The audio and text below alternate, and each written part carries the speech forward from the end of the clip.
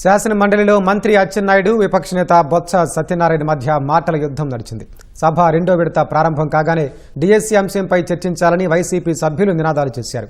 బీఎస్సీలో ఈ అంశంపై మాట్లాడి చర్చకు అనుమతిస్తామని చైర్మన్ మోషన్ రాజు చెప్పినా వినిపించుకోలేదు. మంత్రి అచ్చెన్నాయుడు క్షమాపణ చెప్పాలంటూ వైసీపీ సభ్యులు డిమాండ్ చేశారు. మంత్రి అచ్చెన్నాయుడు తనపై అనుచితంగా మాట్లాడారంటూ బొత్స ఆగ్రహం వ్యక్తం చేశారు. బొత్స వ్యాఖ్యలపై స్పందించిన అచ్చెన్నాయుడు వైసీపీ పాలనలో డిఎస్సీ వేయకుండా లక్షల మందిని మోసం చేశారన్నారు. పనిచేయటం చేతగాని వారిని ఉద్దేశించే మాట్లాడే మాటనే తాను అన్నానన్నారు. అందులో అసభ్యత లేదని తేల్చి చెప్పారు. తాను నిర్వహిస్తున్న వ్యవసాయ శాఖపై చర్చకు సిద్ధంగా ఉన్నట్లు స్పష్టం చేశారు. బొత్స తన పర్సనాలిటీ గురించి మాట్లాడుతున్నారన్న అచ్చెన్న తల కిందకు కాళ్లు పైకి పెట్టినా ఆయనకు అలాంటి పర్సనాలిటీ రాదని వ్యాఖ్యానించారు. వైసీపీ సభ్యుల ఆందోళన కొనసాగడంతో సభను చైర్మన్ మరోసారి వాయిదా వేశారు. మా డిమాండ్ ఏదైతే డిఎస్సీ మీద ఉందో దాని మీద చర్చ జరగాలన్నాం. నాకంటే ఇంతకు ముందు అచ్చెన్నాయుడు అగ్రికల్చర్ మినిస్టర్ మాట్లాడారు. ఆయన మాట్లాడిన భాషను ఒకసారి చూడండి. ఆయన మాట్లాడుతూ బొత్స సత్యనారాయణ గారు దద్దమ్మ మనిషి మనిషి అధ్యక్ష అధ్యక్ష మనిషి మనిషి మనిషి పెరిగితే బుద్ధి రాదు. ఎద్దులాగా వచ్చి ఎద్దులాగా ఎత్తితే మనకి వచ్చి తెలుస్తాడు రావు. భాష బాగోవాలి. ఎవడు దద్దమ్మో ఎవడు అమ్మోతులాగా ఉన్నాడు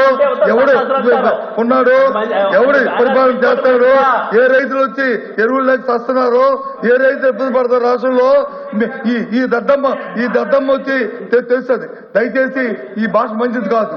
ఆ వర్డ్స్ అన్ని విత్డ్రా చేయండి. గౌరవంగా మాట్లాడుకోండి. డిఎస్సీ మీద మాకు జరగాలి. ఎన్నుకోండి పార్టీ అచ్చెన్నాయుడు ఎప్పుడు అన్పార్లమెంట్ మాట్లాడితే అధ్యక్ష, మీరు గత ప్రభుత్వంలో విద్యాశాఖ మంత్రిగా ఉండి 5 సంవత్సరాలు 19, 20, 21, 22, 23, 24 అని 5 సంవత్సరాలు లక్షల మంది యువకులను అధ్యక్ష డిఎస్సీ పెడతామని చెప్పి ఆశ చూపి డిఎస్సీ పెట్టలేదు. ఆ రోజు విద్యాశాఖ మంత్రిగా ఉండి మీ గొడ్డల పార్టీ అధ్యక్షుడిని కనీసం చెప్పలేని వ్యక్తిని ఏమనాలి మీరే చెప్పండి అధ్యక్ష.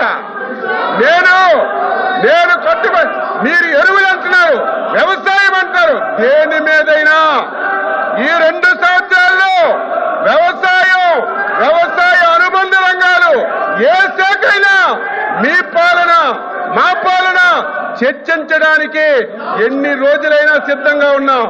దద్దం అనేది అన్పార్లమెంట్ అయితే చెప్పండి అధ్యక్ష. దద్దం అనేది అన్పార్లమెంట్ అయితే చెప్పండి, క్షమాపణ చెప్తాను, నాకేం అభ్యంతరం లేదు. చేత కాని వాళ్ళని దద్దమ్మలు అంటారు. మీరు విద్యాశాఖ మంత్రిగా ఉండి డిఎస్సీ ఇప్పించడంలో వైఫల్యం చెందారు కాబట్టి, చేత కాలేదు కాబట్టి దద్దమ్మన్నారు అధ్యక్ష. ఇది అన్పార్లమెంట్ కాదు. అన్పార్లమెంట్ అయితే చెప్పండి.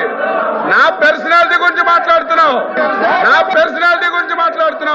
నువ్వు సచ్చినా కాలు కిందకు పెట్టి తలపైకి పెట్టినా నా పర్సనాలిటీ నీకు రాదు సత్యనారాయణ.